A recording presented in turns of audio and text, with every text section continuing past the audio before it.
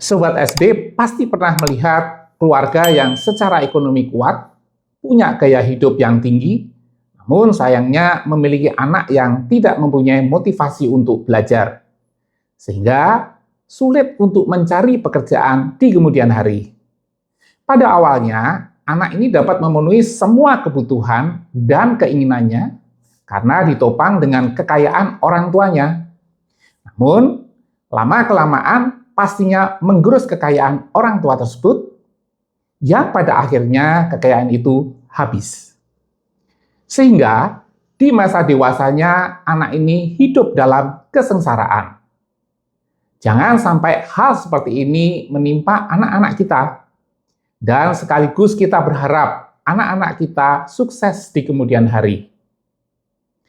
Apa penyebab hal seperti ini dapat terjadi? Sehingga anak-anak tidak punya motivasi untuk belajar maupun bekerja? Bagaimana sebagai orang tua menyayangi anak tanpa memanjakan?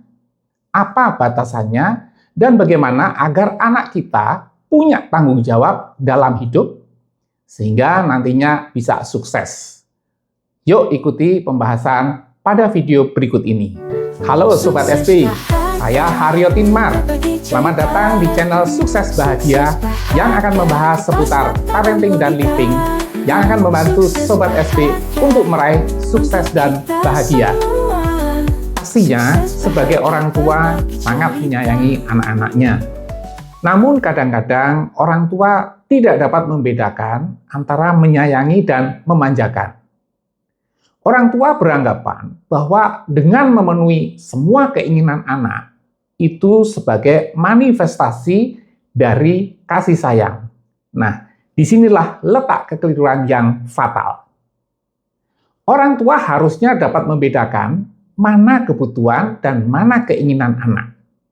Berikut ini perbedaan antara kebutuhan dan keinginan.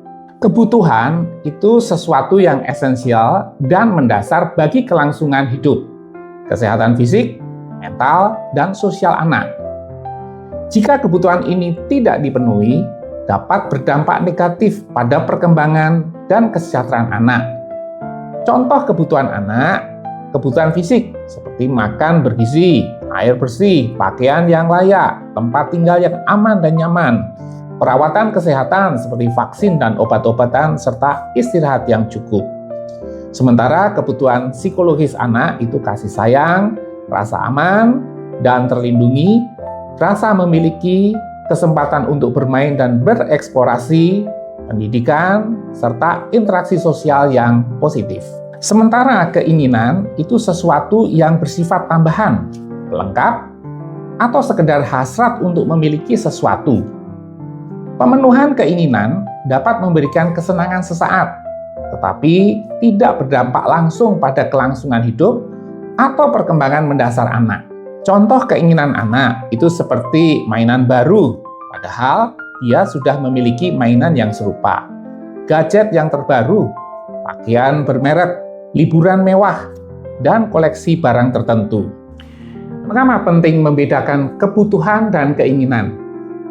Pertama, prioritas anggaran untuk membantu keluarga mengalokasikan dana dengan bijak, mengutamakan kebutuhan daripada keinginan. Yang kedua, membangun karakter, mengajarkan kepada anak-anak tentang nilai-nilai seperti kesederhanaan, rasa syukur, dan pengendalian diri. Ketiga, mencegah perilaku konsumtif, menghindarkan anak-anak tumbuh menjadi pribadi yang materialistis dan selalu merasa kurang. 4. Mengembangkan kepribadian, mendorong anak untuk memahami bahwa tidak semua yang diinginkan bisa didapatkan, dan belajar untuk menunda kepuasan. Apa dampak negatif dari terlalu menuruti keinginan anak? Yang pertama, manja dan tidak mandiri. Anak yang terbiasa mendapat apapun yang diinginkan dengan mudah, tanpa perlu berusaha atau bertanggung jawab. Akibatnya, mereka kesulitan mengembangkan kemandirian dalam hal-hal sederhana, seperti membereskan mainan, mengerjakan tugas sekolah. Mereka juga cenderung bergantung pada orang lain. Dalam jangka panjang, Hal ini akan menghambat perkembangan mereka di berbagai aspek kehidupan, seperti pendidikan, pekerjaan, dan hubungan sosial. Yang kedua, sulit mengendalikan diri. Anak yang tidak terlatih menghadapi penolakan atau kekecewaan karena terbiasa mendapatkan apapun yang diinginkan, ketika keinginannya tidak terpenuhi, mereka cenderung menunjukkan reaksi negatif yang berlebihan, seperti marah. Mereka kesulitan mengelola emosi dan mengendalikan impuls. Hal ini dapat menyebabkan masalah dalam interaksi sosial dan kesulitan beradaptasi dengan lingkungan. Makanya kita sering mendengar kasus anak orang kaya menganiaya orang lain. Dengan harapan kalau dituntut secara hukum, kekayaan bapaknya bisa menyelesaikan masalah itu. Yang ketiga, konsumtif dan kurang bersyukur. Anak yang terbiasa dengan pemenuhan materi yang berlebihan, sehingga kurang menghargai apa yang sudah dimiliki. Mereka cenderung selalu merasa kurang dan menginginkan lebih banyak lagi. Hal ini dapat memicu perilaku konsumtif dan materialistis, di mana kebahagiaan selalu diukur dengan kepemilikan materi. Mereka juga kurang mampu bersyukur atas apa yang diberikan baik oleh orang tua maupun lingkungan. 4. Kurang empati. Anak yang terlalu fokus pada pemenuhan keinginan diri sendiri, sehingga kurang peka terhadap kebutuhan dan perasaan orang lain. Mereka kesulitan memahami perspektif orang lain dan kurang mampu berempati. Hal ini dapat menghambat perkembangan hubungan sosial yang sehat dan harmonis. Mereka cenderung egois dan sulit bekerja sama dengan orang lain. 5. Sulit mengikuti aturan. Anak yang terbiasa mendapatkan kelonggaran dari orang tua akan sulit menerima batasan dan aturan yang berlaku di lingkungan lain, seperti di sekolah atau masyarakat. Mereka cenderung melanggar aturan dan tidak menghormati otoritas. Hal ini dapat mengakibatkan masalah dalam interaksi sosial dan berpotensi menimbulkan konflik dengan orang lain. 6. Kurang tangguh di dalam menghadapi tantangan. Anak yang tidak terbiasa menghadapi kesulitan dan kekecewaan, karena semua keinginannya telah dipenuhi, ketika menghadapi tantangan atau masalah, mereka cenderung mudah menyerah dan tidak memiliki daya juang yang kuat. Mereka kurang terlatih untuk mencari solusi dan mengatasi kesulitan secara mandiri. Nah, yang ketujuh atau yang terakhir, memiliki potensi masalah kesehatan mental. Dalam beberapa kasus, terlalu dimanjakan dapat berkontribusi pada masalah kesehatan mental, seperti kecemasan, rendah diri, dan bahkan depresi. Meskipun demikian, beberapa keinginan anak juga boleh dipenuhi, sepanjang masih memberikan manfaat. Misalnya, wisata ke luar negeri, menyalurkan hobi bermusik, olahraga, tenis, pedal, ataupun golf.